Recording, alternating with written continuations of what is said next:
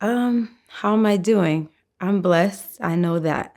I know that God and my angels keep me covered from head to toe every day.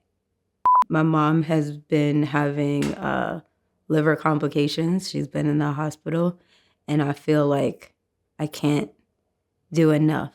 Like, like I don't know enough to help. There's in this process, there's so many health terminologies that you feel like you don't know because of me living in Jersey and where she's where she and my sister are on Long Island, and Chase still has school. So I can't physically be there enough too. I don't feel like I'm doing enough as, first daughter. And we're always, you know, um, taking care of everything. And in this instance, I feel like I'm not doing enough. Absolutely. Because as we get older, well, I'm a mom, so my son is in fourth grade, and his responsibilities for him are definitely growing and getting more challenging.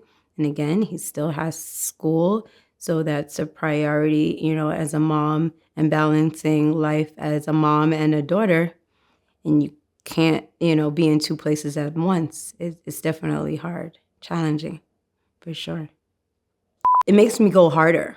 You would think that, your focus is less because you have to focus on another human being, but it makes you amplify everything. Every decision that you make, it involves another human being. So in things that you normally wouldn't think about, you have to definitely manage your time way more, and it affects everything. Certain things I just don't even waste my time with anymore if it doesn't help my son in the long run. Time is money. I cannot get back my time. Be respectful of other people's time and respect your own time. I'd rather pay someone to do something that is a tedious task because it's not about the task. Of course, I can do it, but I can't get back that time. So it, use that in both your personal and your professional. Time is what matters the most. You can't ever get that back. I was forced by my mom to pick an extracurricular activity, and she saw computer journalism as an option for an elective, and she chose it for me. So that was my first experience in media or communications. And thankfully, the advisor was also my track coach. And he quickly became a mentor. And I continued this love of words and again, fall in love with communications, but not really understanding at the time where it would lead me.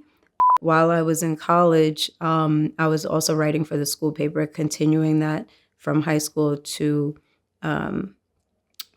to college. And while I was on my paper, I'd always wanted to focus on the hard news. Um, and I would write for the news section of the paper, and then that editor graduated, and I assumed or wanted to take her place as the news editor. And no editor positions were given to me the first 2 years. Wasn't until I was a junior in college, I was the most senior person on the paper without an editor position. So it's almost like they had to give me one. And they ended up giving me the entertainment section of the paper. And I said, you know what? I'm going to show these people. It's going to be the best damn section of this paper from start to finish. And so it was. And that's when I started making relationships in the entertainment field. I met, in those times we're still reviewing actual CDs, hardcover CDs.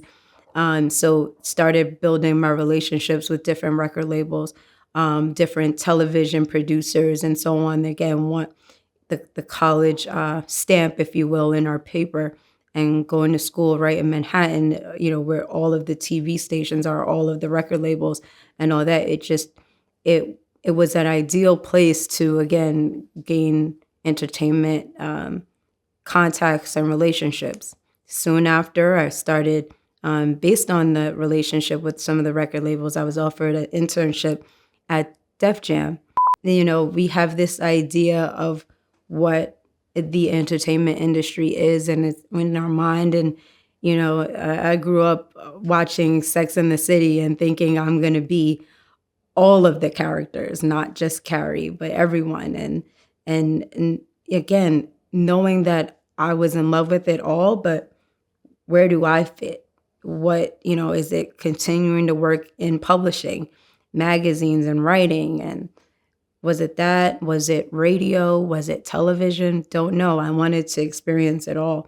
So again, for me, it was just about grasping all the knowledge that I could and gaining all the relationships.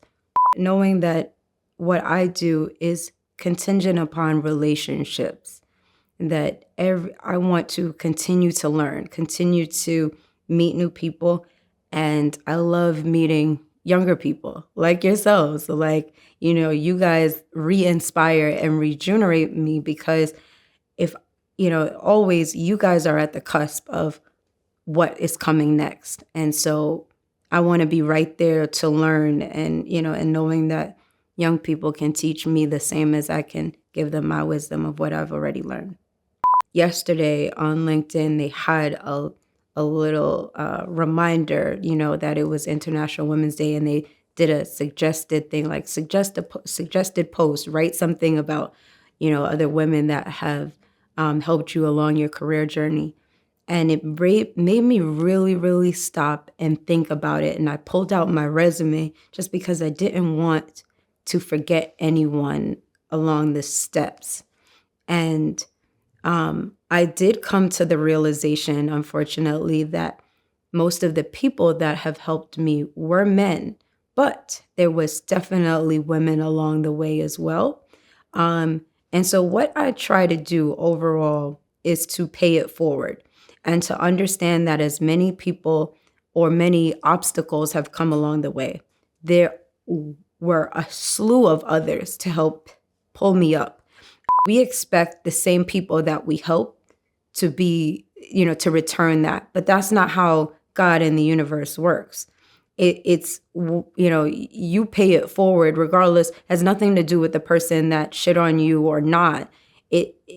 Because the love comes back from other ways, that your blessings come from other ways. And so continue to pay it forward, no matter of, we always focus on the negative. Great things can happen all week, but, I'm going to focus on, oh my goodness, my tire needs air. And I had a great week, but it's the one thing that didn't go right this morning that we'll focus on. And, it's just a retraining of your brain. And so it's the same thing.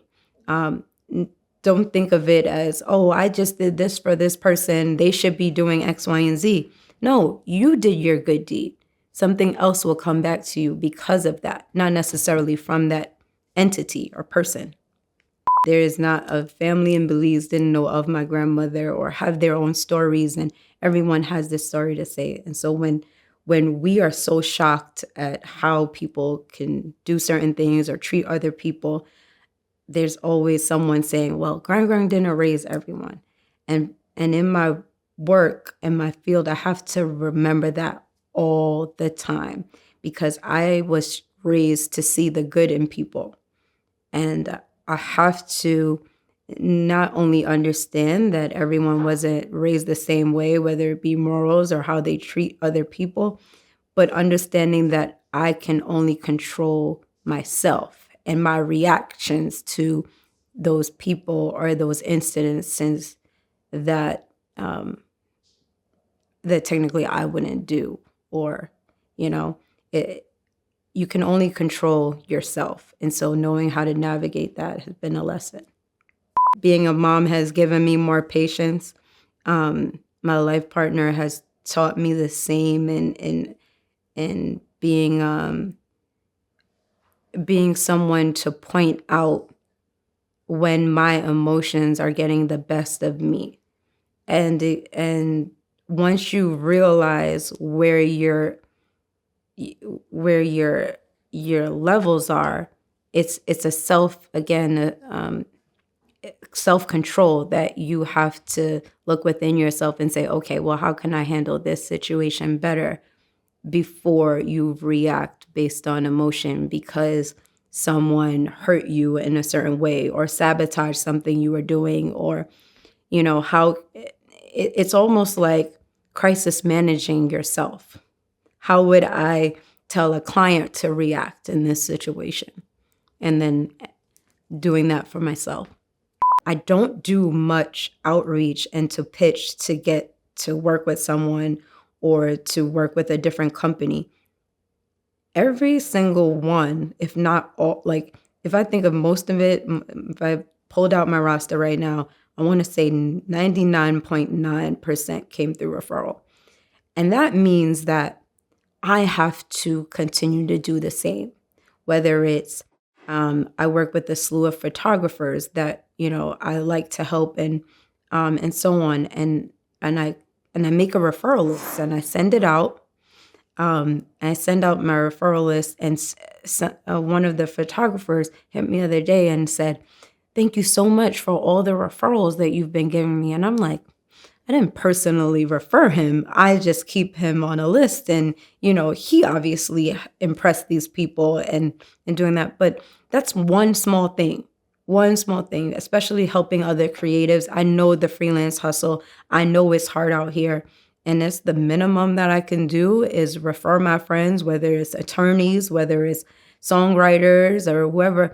Referral lists matter. And I hope, people continue to do it for me. So the little things that you can do to pay it forward, I will continue to do.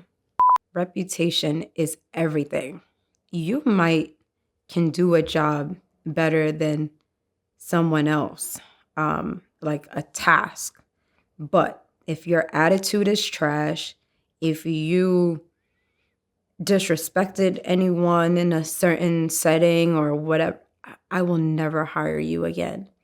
Ghazi, the head of Empire, once told me, because I work with a lot of different record labels, and I remember sitting at one of these media dinners that I have, and I'm sitting across from him, and I said, "Ghazi, you know what I really, really love about working with your team?" And he's like, "What?" I was like, "They're really, really good people." And he stopped and he goes, "Chanel, you know why?" He said, "Because I don't hire based on a resume per se." He says, "I hire based on character, because you can teach a skill. You cannot teach character." And I try to move in that way. One, not only because, again, Ghazi is a mentor in my head, but also understanding that the more you keep people of a certain morality and character in your circle, the more the negative will be out of your circle. So I pride myself on that too. And if I feel the negativity around, then I'm sorry, I gotta love you from afar. I believe in giving everyone a chance. And with that comes complications. And you realize it's not that everyone doesn't deserve a chance. It's just understanding the energy you want around you. And it goes back to that.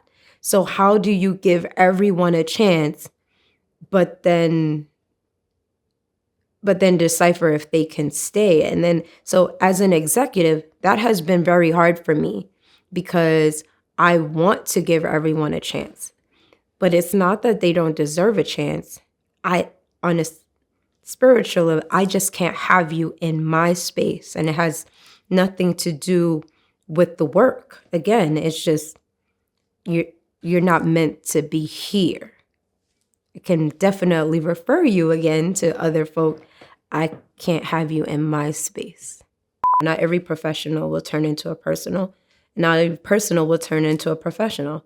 And sometimes the lines are blurred because we're human, right? But I believe in boundaries and knowing when to turn it on and turn it off.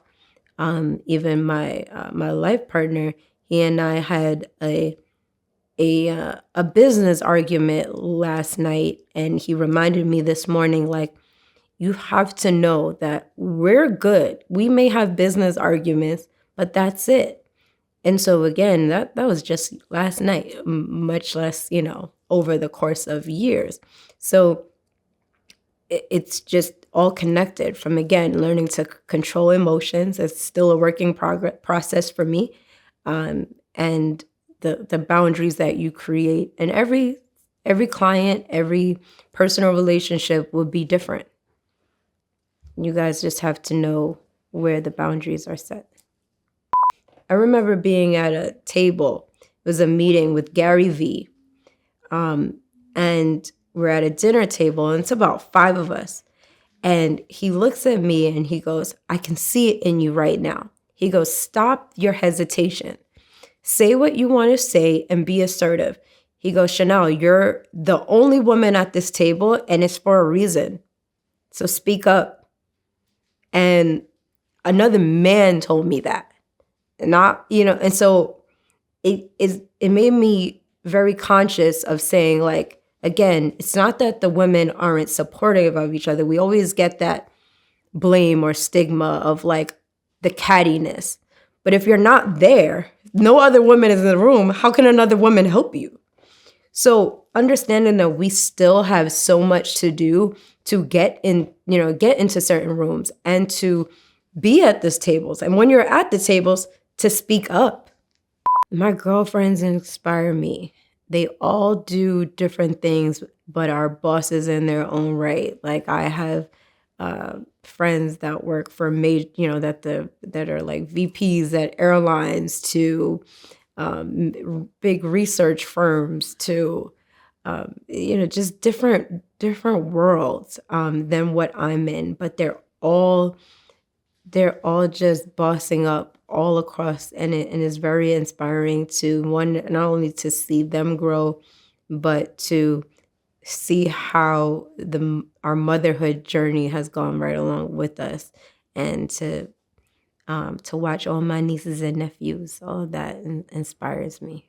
I run, and that lets me clear my mind of everything. I don't work out as much as I would like, but even that helps me release stress and just makes me feel good about myself. And again, running helps to clear my mind. So there's that. I'm not as much as a spa girly, but if I had more time, I would be. And definitely you can catch me at Sunday brunch. That definitely helps.